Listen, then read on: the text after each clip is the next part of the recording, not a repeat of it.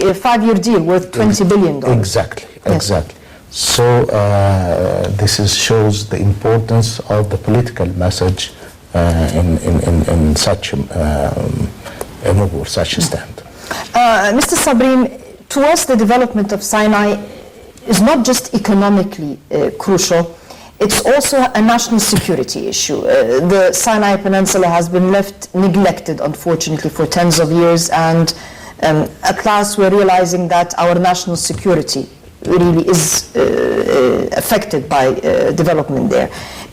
What message is being delivered maybe to outside ambitions when Saudi Arabia stands behind Egypt in the development of this peninsula? But before we do so, we have with us on the line Senator Passant Fahmy, who is a member of the Egyptian Parliament. Senator Passant, can you hear us? Yes, of course. Since you're into numbers and you love numbers, $21.5 billion, what will they do? That's a very good amount, of course, of money. You're happy with the number? Well, it depends how it's going to be injected. Yes. So I think being in this business since a very long time, yeah, you can hear a lot of figures, but we need to know how those figures will come in. Meaning, is it going to be direct investment? Is it going to be a type of trade? Is it going to be, I don't know. We need to know more details about it. Because we have been hearing a lot during the last few years about billions coming from left and right. And then at the end of the day, it boils down to, well, we didn't yet get into an agreement. It's not yet clear. So I think we'd better wait until we see how those amounts will be invested, if it is going to be a direct investment. And then we could see the impact on our, first of all, reserves, second, the balance of trade, balance of payment. So I think we need to know more details about it. Well, the details thus far, according to the vice chairman of the Egyptian Saudi Business Council, and that is Mr. Abdullah bin Mahfouz, he said that a percentage will go into investments, direct investments by Saudi businessmen, and the deals will be signed during the visit by the Saudi king. We have 1.5 billion in project development of the Sinai Peninsula, amongst other issues. But this is what's concrete thus far. No, that's not clear. Because, again, what type of investment? Is it going to be in agriculture? Is it going to be in industry? Is it going to be in, I don't know, it's going to be a university? I mean, we need to know more details because, yeah, it could be, for instance, a trade zone, I don't know. But talking about generally direct investment, would it be in tourism? We don't know. We need to know more details because, as I repeat, we heard a lot about investments coming from the Gulf region, but up till now, nothing is still concrete on the ground. See what I mean? Yes, you want to see the money. I would be very happy to see that figure coming in direct investment. I would be more than happy to see it in concrete, tangible investments on the ground, you see? So, yeah, let's hope for the best. Can you, before we wrap up, can you just tell us the significance of the fact that the stocks have risen? Yeah, of course, when you see good news, normally people become optimistic about the market.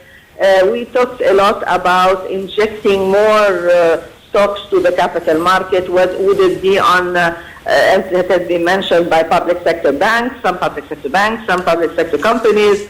Now the good news about the visit of Saudi king. I mean, all those are positive news. Normally when you hear positive news, it affects immediately the stock market. So again, these are very good news, but we need to know or to see more concrete results on the ground. Okay. Senator Passan, thank you very much for your fruitful input. Mr. Sabri, we were talking about the national security, Egyptian national security and the Sinai Peninsula. Yeah, let's a little bit broaden what we are speaking about. I think most of the Arab countries, what's happening right now is there is a threat to the existence of the national state. And I think the Arab countries allow some, soft countries to move from being a very soft and fragile countries to be a failed state. So it is this kind of things created a vacuum, and some other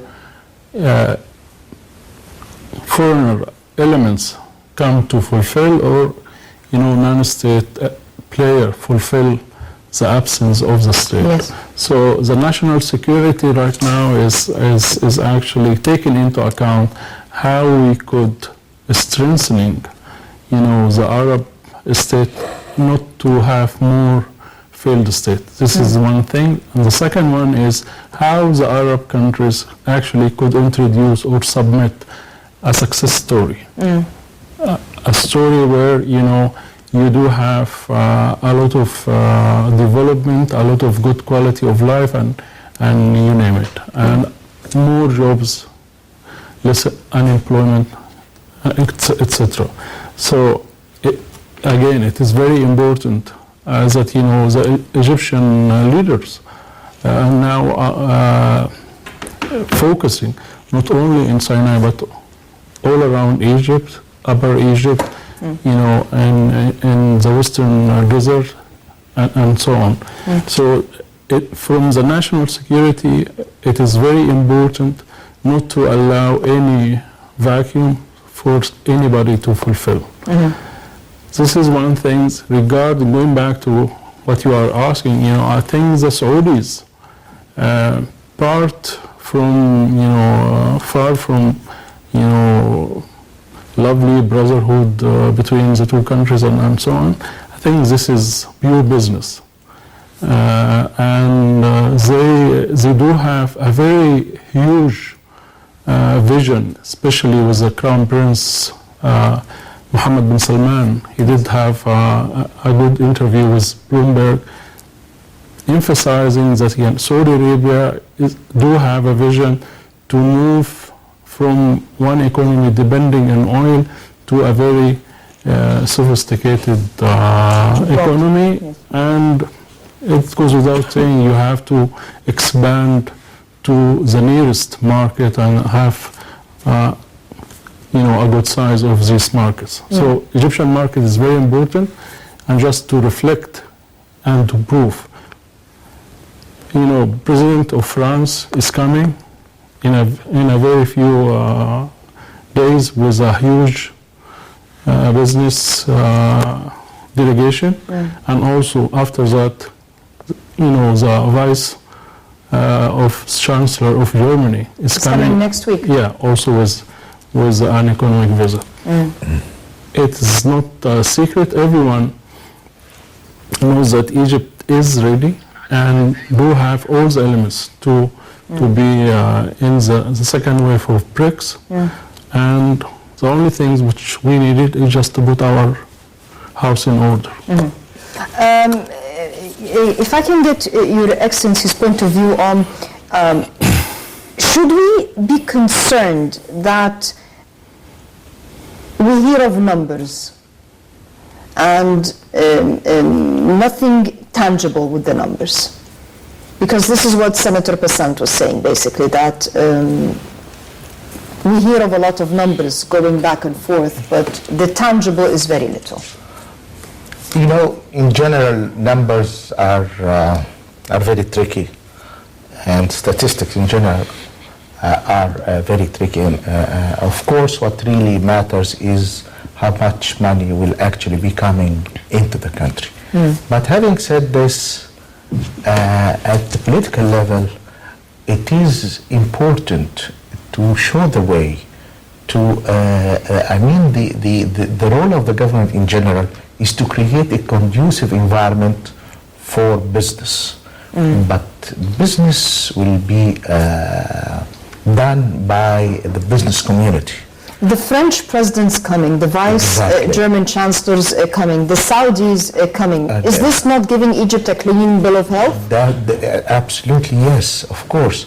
I mean, it shows it's that there is a lot of credibility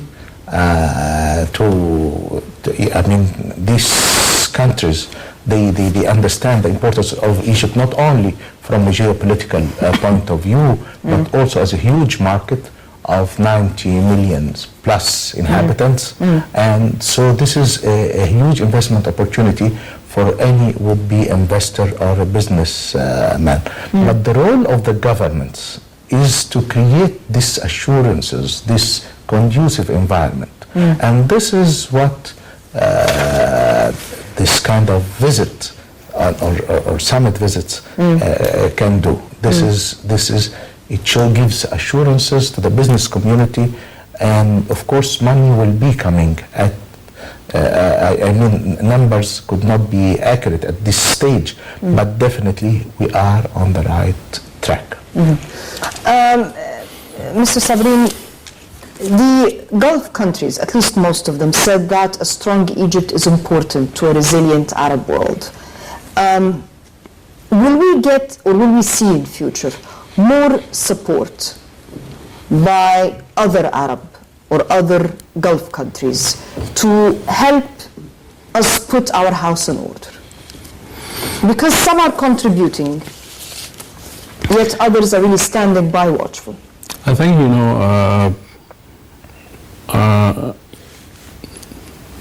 it's by one word. It is our duty to put our house in order, not to ask anybody to help in putting our house in order. So this is a different thing. We don't need anybody to put our house in order. Second thing is, I don't like, international community, even the African countries, they moved from aid to trade. So let's emphasize that it is business. We do have a huge business opportunity, win-win situation for everyone. And I forget to refer to the statement from the governor of Egyptian Central Bank that China is going to start to invest in Egypt, in Sinai, $30 billion in the coming years. So investors are there, the partners are there, but of course, we are planning and dreaming and asking from the 50s that we should have a mega Arab market for everyone to benefit. Not for the benefit of the Egyptians alone or the Saudis alone or the Emiratis alone, for everyone.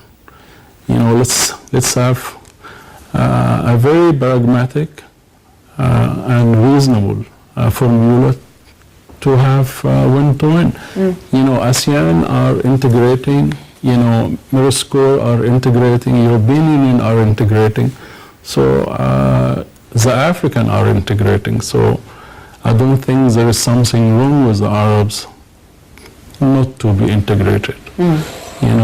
We would like to have more integration between a stable, sovereign state. We are not intervening, and we are not allowing for anybody to intervene in the domestic affair. Let's have business. On that note, I'd like to wrap up this evening's show. Unfortunately, our time is up. I'd like to thank you both for your fruitful input. And tomorrow we'll continue with the Saudi King's historic visit. Tomorrow's debate will be addressing details of the first day of the King's visit. So please stay with us. And on that note, I wish you a very pleasant evening and good night.